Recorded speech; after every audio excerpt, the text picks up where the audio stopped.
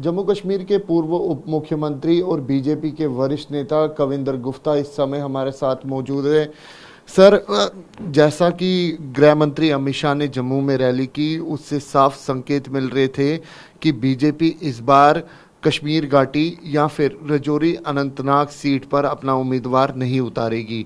और क्योंकि अनंतनाग सीट की नॉमिनेशन पूरी हो चुकी है और ऐसा लग रहा है कि बची हुई 2 सीटों पे भी आप उम्मीदवार नहीं उतार रहे हैं, तो अब सवाल जो है वो ये बन रहा है कि आखिरकार बीजेपी इन सीटों पर किसको सपोर्ट कर रही है। देखिए,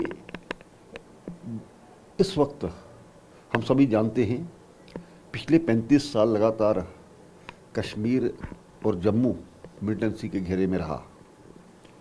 कुल मिलाकर के आज़ादी से लेकर के 3 परिवार ऐसे रहे, चाहे वो मुफ्ती परिवार हो, चाहे अब्दुल्ला परिवार हो या कांग्रेस हो। तबाही में इनका बहुत बड़ा रोल है। धारा 370 लगा करके इन्होंने जो कश्मीर को भारत से अलग रखा, ये जिम्मेवार उसके हैं। हमने वहाँ पर विस्थापन देखा, हमने वहाँ पर रोज़मर्रा के बंद देखे, मिलिटेंट्स के जनाजे में लाखों की तादाद में लोग देखे, और इसके साथ ही नौजवानों को मरते हुए देखा। इसका कारण सिर्फ यही लोग हैं, पाकिस्तान से पैसा लेकर के उनकी सपोर्ट करने वाले ये सभी लोग आज आम जनमानस के कहीं ना कहीं दोषी हैं। ये लोग सत्ता में ना आए, इसलिए भारतीय जनता पार्टी कश्मीर के हित में, जम्मू के हित में, देश के हित में बात कर रही है। इसीलिए भारतीय जनता पार्टी ने यहाँ पर कैंडिडेट अभी तक ना तो घोषित किए, ना अभी कोई इस प्रकार का इरादा सामने नज़र आता है जिस प्रकार से आपने अमित शाह जी की रैली का जिक्र किया है। तो माना जाए कि बारामूला में सजाद लोन या फिर रजौरी अनंतनाग या फिर श्रीनगर सीट से अपनी पार्टी या फिर आज़ाद की पार्टी, गुलाम नबी आज़ाद की पार्टी को आप सपोर्ट करेंगे?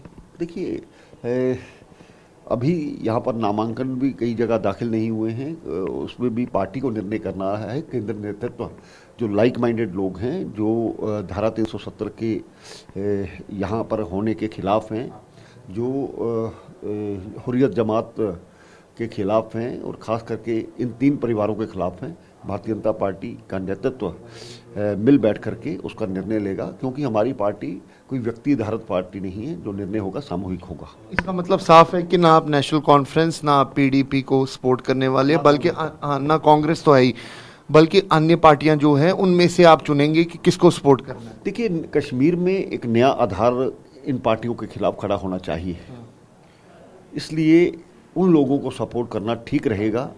जब इकट्ठे मिलकर के लड़ेंगे तो उन इस प्रकार की जो विध्वंसक ताकतें हैं उनको हराना बहुत ज़रूरी है, तो उसके लिए भारतीय जनता पार्टी उनको सपोर्ट करेगी। लग रहा है कि अपनी पार्टी को सपोर्ट करेंगे? नहीं, ऐसा कुछ नहीं है, अभी इसके बारे में कुछ नहीं कहा जा सकता। जो कैंडिडेट जीतने वाला होगा और देश हित में बात करेगा, हमारी विचारधारा के अनुसार बात करेगा, उसी को समर्थन दिया जाएगा। लेकिन समर्थन दिया जाएगा? बिल्कुल ऐसा ही है, समर्थन दिया जाएगा। सरकार की तरफ से, बीजेपी की तरफ से ये नारा दिया जा रहा है 400 पार, 370 खुद बीजेपी अकेले दम पे जीतना चाहती है, जैसा कि प्रधानमंत्री की तरफ से भी कहा गया। आपको लगता है कि ये मुमकिन होगा? 4 जून बताएगा कि देश एक इतिहास रचेगा। देश का जनमानस किस प्रकार से अपने प्रिय नेता प्रधानमंत्री मोदी जी के नेतृत्व में जो 10 साल बीते हैं, जो उनकी गरीब कल्याण की नीतियां हैं, जो उनकी देश हित में नीतियां हैं, जो उनकी विदेश नीति है, कूटनीति है, आर्थिक नीति है, उसको सपोर्ट करेगा। और पुनः अभी बहुत लंबा अरसा भारतीय जनता पार्टी का राज यहाँ पर चलेगा और भारत फिर से विश्व बंधु बनेगा। ये जल्द तय किया जाएगा कि किस पार्टी को आप सपोर्ट करेंगे? स्वाभाविक बात है कि जब नोटिफिकेशन होती है तो उसके बाद इसका निर्णय लिया जाएगा, और उसको हम अपने कार्यकर्ता को भी उसी प्रकार से आदेश करेंगे, तो कार्यकर्ता उसी आधार पर चलेगा। मुझे लगता है कि देश हित में जो फैसले हैं ये इसी हित में हैं। लंबी छलांग लगाने के लिए कभी कभी पीछे भी हटना पड़ता है। बहुत बहुत धन्यवाद सर। शुक्रिया। तो साफ तौर पे आप यहाँ पे जम्मू कश्मीर के पूर्व उप मुख्यमंत्री कविंदर गुप्ता को सुन रहे थे, जो बता रहे थे कि आने वाले दिनों में पार्टी ये तय करेगी कि कश्मीर की कश्मीर की ये 3 सीटें जिसमें रजौरी अनंतनाग सीट है, श्रीनगर और बारामूला में पार्टी किसको सपोर्ट करने जा रही है। और ख़ास तौर पे कविंदर गुप्ता की तरफ से ये भी कहना है लाइक माइंडेड पार्टी को ही बीजेपी आने वाले वक्त में सपोर्ट करेगी इन तीनों लोकसभा सीटों पर। कैमरा पर्सन अनुदीप शर्मा के साथ अंकित भट्ट, TV9 भारतवर्ष के लिए।